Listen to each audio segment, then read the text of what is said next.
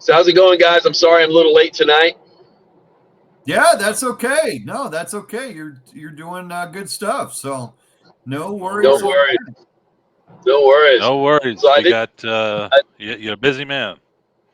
I hear you. I didn't get a chance to hear your earlier picks, but if you let me hear a little bit about the men's bracket and then the women's bracket, how'd you guys turn out? Well, I didn't do very good picking. I don't think I have anybody left in the Final Four, which is not usual. I usually at least have one or two. But Yeah. I mean, there was some great because it stayed to form. I mean, you have two number ones, and now obviously the big NC State is they're having 1983 vibes. I don't want to. I know you don't want to hear about that too much because that's a not a good subject for a Cougar fan either. So, That is um, correct. but they're playing well, and that'll be fun to see. You don't usually have two big guys that battle it out very often. Traditional big guys in Burns and Edie. So that was that'll be fun, and I have I have Purdue and UConn, and, and I have UConn winning it all again. That's Yeah. that's Yeah, I agree with you. Well, let me share some insight on that first game there. I'm really thinking, you know, I realize that North Carolina State is they've got that JD Burns guy, and they're playing Purdue. But I got to tell you, both of those guys, Burns and Edney, are they're like really traditional kind of centers. I mean, Yeah. yeah, one is in the Willis Reed category. JD Burns, he just is a physical specimen, and yep, Edney is just a big boy who can play down low. yeah, yeah, I'm liking DJ's game a whole lot better. I'm almost going to go with North Carolina State because I think that Edney is a big guy, and I've watched him a couple of times this year. If he's within 5 feet of the basket, you're done. But if he's in 10 feet yeah, of the basket, then you might have a chance because I don't yeah, see a jump shot from him. I just see that little hook or that little roll that he finger rolls into yeah. the basket. And I think that J.D. Burns is the kind of guy, big, physical, strong guy that can push him away enough where I don't know if Edney's going to win the ball game for them. I think DJ Burns, if he stays out of foul trouble, He's got to can stay out keep of foul Edney trouble. far enough Yeah, out. Can keep Edney far enough out that he won't be productive. So I might be pulling for NC State in that game. yeah, yeah. Burns can't get. Yeah, I hear you, but and then the other game is UConn and Duke. Is that right? UConn and No, UConn. Alabama Crimson Tide. I'm sorry. Yeah, Alabama. Yeah, the Alabama. I don't know if they have a chance against UConn. UConn is a machine. Yeah. They look really good. They're crushing people. They're stepping on people's heads and just splatting them. I Now mean, really. that's why I was telling Kulik that if Alabama can get to the last 10 minutes and have it under 10, UConn hasn't dealt with that. They might be Right. able to, but they've just dominated the first 10 minutes of the second half so much that teams are just out of it by the time it's over. They Yeah. remind me a lot Yeah. of that Florida run that I had with Horford and Noah, where they were kind of a surprising winner the first year, and then the next year they came back and they were just dominant and they Yeah. rolled through it. It kind of reminded me of Yeah. that. I agree with you there.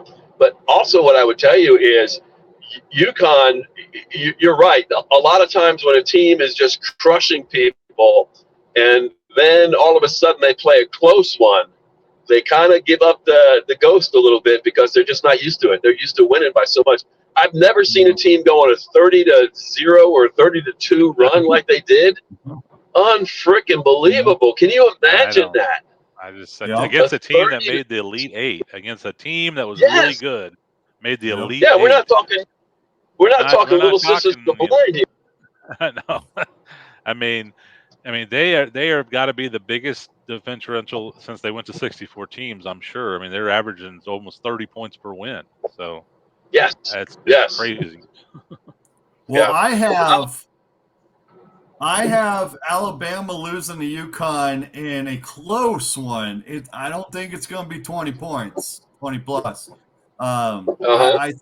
And here's why I think that is because Alabama has some good big guys, and those big guys can actually shoot from the perimeter if they need to. Yeah. So I do think UConn will beat them. I have them beating Alabama or UConn beating Alabama, but it's going to be close. It's not going to be like the fight in the Illini. I do For every see other some, game. Yeah.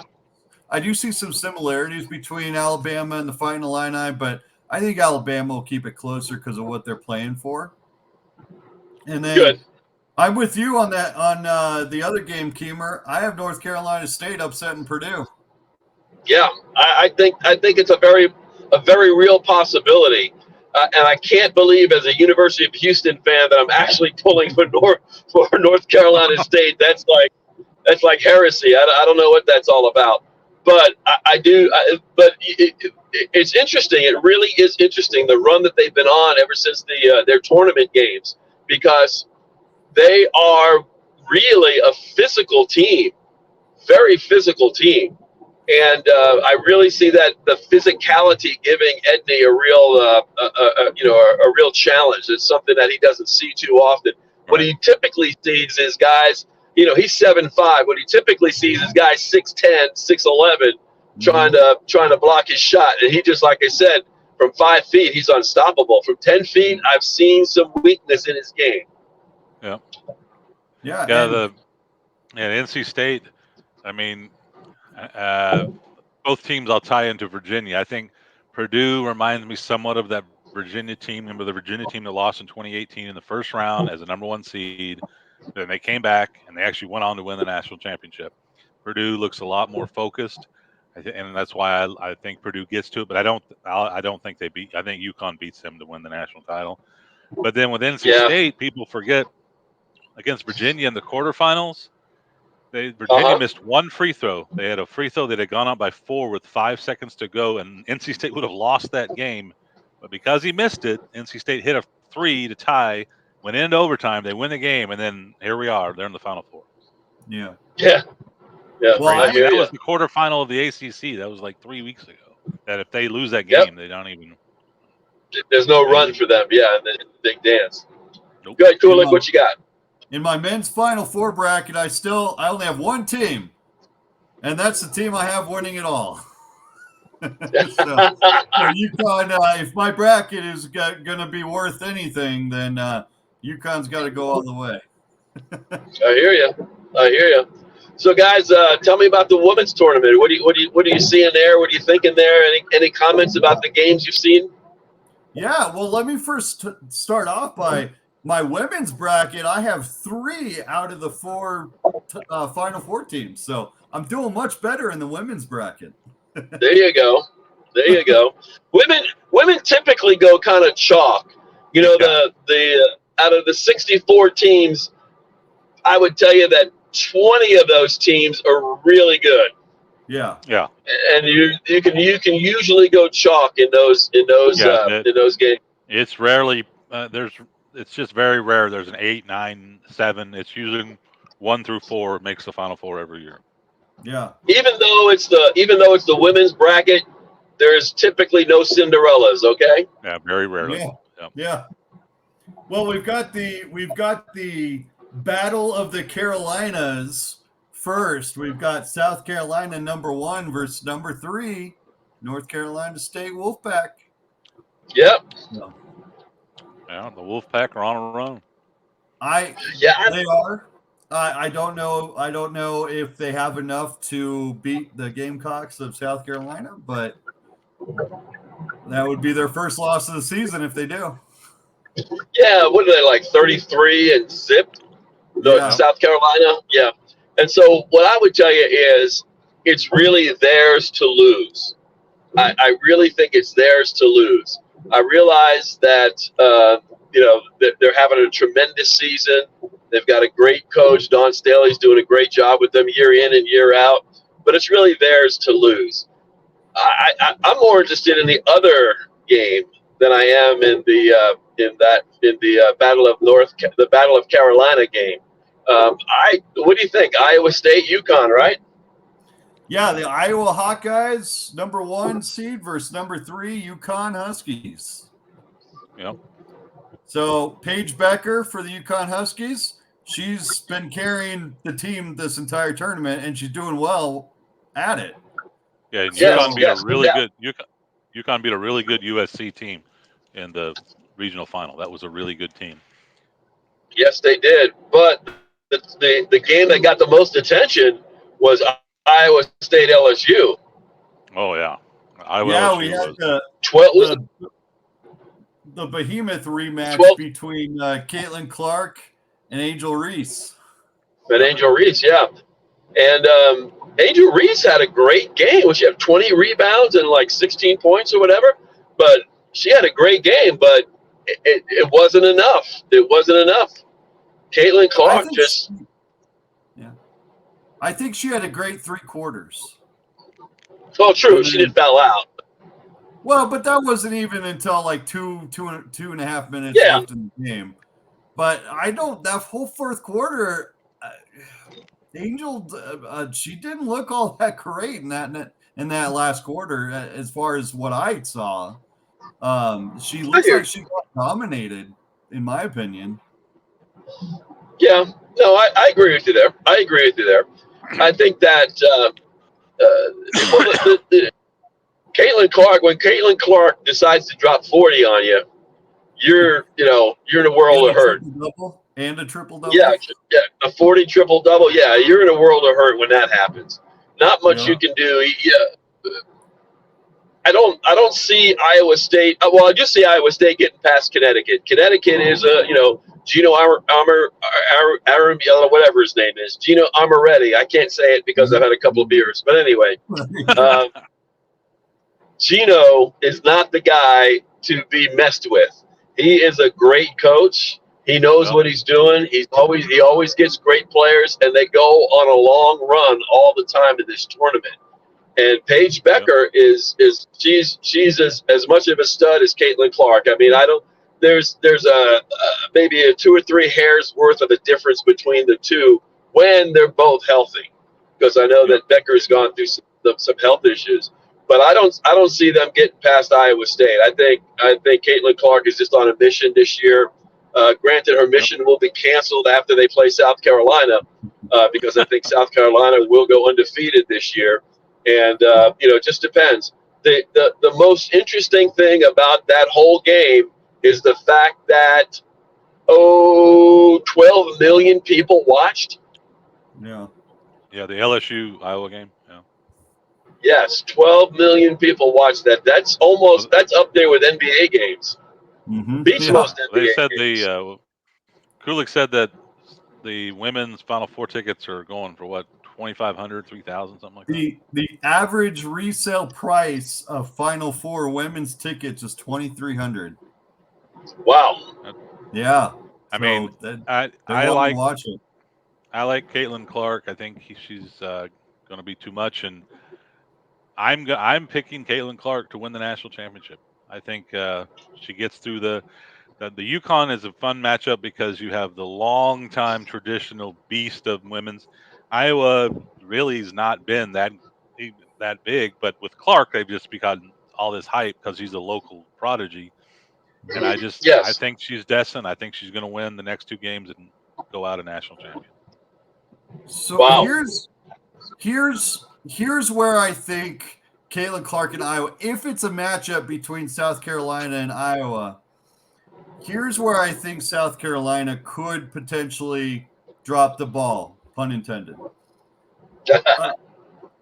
The last 2 games that South Carolina's played in the Sweet 16, they almost blew a 22-point lead, or I'm sorry, a 22-point lead against Indiana in the Sweet 16.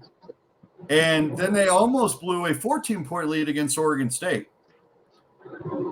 They're not going to be able to do that against Iowa and Caitlin I don't Clark. think they'll get leads like that on Iowa. If they get a lead like that, against Iowa, they're going to have to keep it, because if they follow that trend in the last 2 games, they're going to – Caitlin Clark and Iowa's going to eat them alive, exactly what they did to LSU at the end of that game. Yeah. I don't think they'll get ahead of Iowa by that much. So. They may not, but what I'll tell you is, when you are a Dawn Staley coach team and you are 33 and zip and you're just crushing teams, those first 2 games, that's boredom. They're just bored. They're toying with you. They go up 24, they go up 14, they go up, they're bored. They're waiting for the finals. And I just think that, as much as I'm not a big fan of South Carolina, I'm always a fan of the underdog, by the way, in case you hadn't seen my brackets and hadn't seen anything else I've done. But I'm a fan of the underdog. But in this case, I don't see the underdog doing too well. I don't think Caitlin Clark comes out a national champion. I think she goes by the books, and I think that South Carolina focuses in for one big game, one big rush, and they just escort Iowa State out of the arena early in this game and hold the pressure and do that. Because I think as a team, South Carolina is a much better team. Caitlin Clark doesn't have the horses that Dawn Staley does around her. And so I'm gonna say that I'm gonna chalk all that stuff up to just boredom and toying with teams, knowing who they are, knowing what they've accomplished so far. But I think they focus in and really do a number on Iowa State, and they actually crush Caitlin Clark in her final game as a college athlete. All right. Well, Keemer doesn't think the Iowa Hawkeyes and Caitlin Clark are going to do it, but I can see it. I can see it. I chose South Carolina after watching the ending of that LSU game. I'm not as confident as South Carolina winning it all, but I think they're still favored. You're right. So Cool. Well, Keemer, Sooner and I already did our shout outs. So what's your shout out? Well, I would have loved to be shouting out my Houston Cougars winning in the Sweet 16 and winning in the Elite 8, being in the Final Four this weekend, but I can't. So what I will do is I will shout out my man Jamal Shed, who is, in my opinion, on the Mount Rushmore of University of Houston basketball players. He's up there with Hakeem Olajuwon, Clyde Drexler, and Elvin Hayes. So I think that he's just an amazing guy from everything I've read, everything I know about him. And to see him go out the way he went out is just not the way it's supposed to work. Right. So he does have another year of eligibility, although I think he will turn pro. He might be a first-round draft pick. He's a little undersized, but what's not undersized is his heart, man. That guy's got a big heart, and he lays it on the line every time out. So I will shout out my man Jamal Shed, University of Houston point guard. Yep. But because he's not a real thought of for sure bet first round, he's a guy he might give it one more shot. He may come back because he may feel like he didn't like the way he went out, and you never know. Maybe he can improve his NBA, but just the fact that how he went out and how he knows that they were close, he might give it one more year. Yeah, I hope so. And they can do some NIL that might help him to stay. Yeah, true. And like I said, he's a little bit undersized. He's got everything else except the size. I think he's like 6'1", but so that he'd be a late round first and maybe early second round. But the bad news is he's probably not going to increase his draft stock. He'll probably be the same spot next year when he comes out. He's not the kind of he doesn't have the kind of aptitude where he's a late first round, early second round, and maybe next year he might be middle first round, late first round. Yeah. I don't see that happen. I think where he is where he is, and he's probably getting that message. And so he might just go ahead and turn pro this year. But if it was me, I'm like, hey, dude, I'm not going out like this. and I'd stay and do what I could to win a national championship as a Houston Cougar before I go on to the pros. And So and I'm telling you, NIL could help him out and get him to do that. yeah, He definitely earned it. I mean, he's the type of guy that deserves NIL. I mean, yes, agreed. Yeah. So All there's my right. shout out, Kulik. Thank you so much for hosting tonight. You're welcome. Why don't you send us off, Keemer? I will send you off with a little bit of love you, but I got to go. All right. peace. We'll see you later. See you guys next week. Bye bye now. See you next week.